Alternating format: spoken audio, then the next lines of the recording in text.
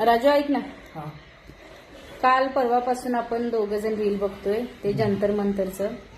आणि आज पण खूप वाईट वाटलं त्यांना उचलून घेऊन गेले. ते काय बरोबर नाही वाटलं मला तरी. तर उद्या संसदची मोर्चा आहे. संसदेकडे मोर्चा. हा, संसदेकडे मोर्चा जाणार आहे. तर तुला काय वाटतं, काय होईल? मला पण टेन्शन आले आता बघून बघून. ऍक्च्युली मला तसं बघायला गेलं तर पूर्ण इंडियामध्येच आता सध्या ट्रेंडिंगचा विषय आहे. भरपूर जणांना हे प्रश्न पण पडले. उद्या आपल्या CJPचा जो संसद मोर्चा आहे, सोशल मीडियावरती तर प्रचंड सध्या व्हायरल विषय चाललेला आहे. सगळ्यांचं लक्ष जंतर मंतरकडे आहे, CJPकडे आहे, अभिजित दिपके, सोनम वांगचुक सरांकडे आहे. आज जे काही झालं, वांगचुक सरांना जशा पद्धतीने घेऊन गेले, सरकार बोलत होतं की त्यांची काळजी, मे बी हायकोर्टाकडून आदेश आलेले की त्यांच्या काळजीपोटी त्यांना आम्ही घेऊन जातो. पण तिकडे बरेच युट्यूबर आहेत, इन्फ्लुएन्सर आहेत. कॅमेऱ्यामध्ये ज्या गोष्टी काही झाल्या आणि ज्या आपण दिवसभर आता बघतोय, त्याच्यावरून असं तर वाटत नाही की काळजीपोटी ते घेऊन गेले. नेण्याची जी पद्धत होती ती विचित्र होती, चुकीची होती. तर मला पण तेच वाटतंय. आणि भरपूर जणांना डोक्यामध्ये विचार चालले की नक्की हे नेमकं काय, कशाबद्दल चालू आहे. आता आपल्याला पडतंय बऱ्याच गोष्टी. जे एज्युकेटेड लोक आहेत त्यांना कळते की सध्या कशी कंडिशन आहे, काय होतंय, कशासाठी मोर्चा चालू आहे. जवळपास 22-25 दिवस झाले, महिना होत आला. तिथं जे प्रोटेस्ट करतायत पब्लिक, तरुण मंडळी, जेनजी जे म्हणतोय आपण त्यांना, तर ते माझा पण मुद्दा तोच आहे की नेमकं कशासाठी होतंय याचा विचार लोकांनी करावा. आपण सपोर्ट करायच्या आधी सपोर्ट करावाच असं नाही, पण तो मुद्दा काय त्याचा विचार लोकांनी करावा, त्याची माहिती काढावी. माझं एक वैयक्तिक मत असं आहे की सध्या जो विषय चालू आहे त्याच्यामध्ये युवा शक्ती संबंधित असे काही विषय आहेत, आंदोलनामध्ये मांडले जात आहेत. म्हणून मी आंदोलनामध्ये माझा तरी पाठिंबा आहे त्या विषयानुसार तरी.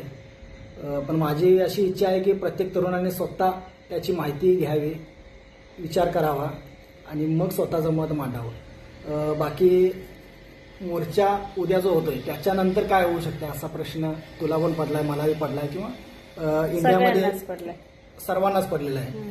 तर मला असं वाटतंय की उद्या मोर्चा झाल्याने सक्सेसफुल झाला तर त्यानंतर असं होऊ शकते की मागण्यांकडे गांभीर्याने बघितलं जाईल. पहिली गोष्ट, जर चर्चा व्यवस्थित झाली तर निवेदन स्वीकारलं जाऊ शकतंय. दुसरी गोष्ट, पुढील पाऊल काय करता येईल ते जाहीर होऊ शकतंय. सेकंड थिंग असं होऊ शकते की जर उद्या काहीच निर्णय जर झाला नाही CJPच्या बाजूने, तर CJP पुढचं आपलं जे काही आंदोलन असेल त्याची पुढची दिशा ठरवू शकते. तर माझ्या मते तर माझी सर्वांना अशीच विनंती असेल की मतभेद असणं स्वाभाविक आहे. कुठलाही मुद्दा असेल, कुठलीही गोष्ट असेल, इंडियामध्ये स्टेट लेवलवरती जे काही गोष्टी घडतात, तर त्याच्यासाठी प्रॉपर त्याची माहिती मिळवणं, त्याचा विचार करणं आणि मगच निर्णय घेणं आवश्यक आहे. तर आपण उद्याचा मोर्चा झाल्यानंतर बघूच त्याच्यामध्ये काय होतंय किंवा कसा निर्णय घडतोय, जेनजीच्या बाजूने निकाल लागतोय का, किंवा जे खरंच गरजेच्या गोष्टी आहेत त्या झाल्या पण पाहिजेत. तर ते होतंय की नाही आपण उद्या बघू. याच्यावरती परत एखादा व्हिडिओ डिटेलमध्ये बनवू. आता तू जे काही बोलला ते मला पटलं, पण मला आता ही भीती आहे की म्हणजे जे आत्ताचं सरकार आहे ते काही निर्णय घेत नाही. साधं बघायला पण आलं नाही ते. त्यांनी मोर्चा, म्हणजे ज्यांनी मोर्चाला हेला काय ते उपोषणाला बसले तेव्हा बघायला पण साधं आलं नाही.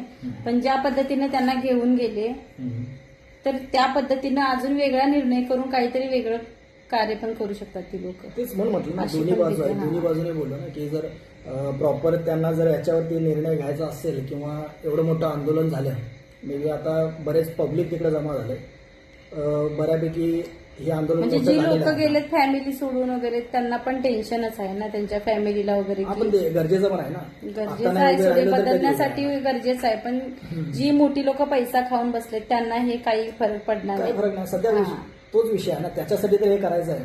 अभिनय तर कवी नाही, तशी कंडिशन आहे ती. म्हणून तर उद्या तेच आहे.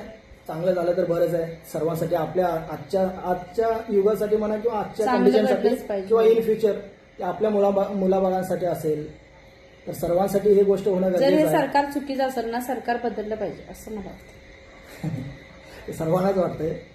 तर ठीक आहे, बघू आपण कसं काय होतंय ते. जसं आपले CJPने मुद्दे मांडले, अकाउंटेबिलिटी पाहिजे, प्रत्येक गोष्टी पारदर्शक झाल्या पाहिजे, तर ते का होत नाही, त्याच्यासाठी कंट्रोल पाहिजे काहीतरी. तर ह्या गोष्टीसाठीच ते लोक लढत आहेत. तर याचा सगळ्यांना तो विरोध तर झाला नाही पाहिजे होता या गोष्टीसाठी, असं माझं मत आहे. तो विरोध का होते ती वेगळी गोष्ट आहे. म्हणून म्हटलं की दोन्ही बाजू असू शकतात.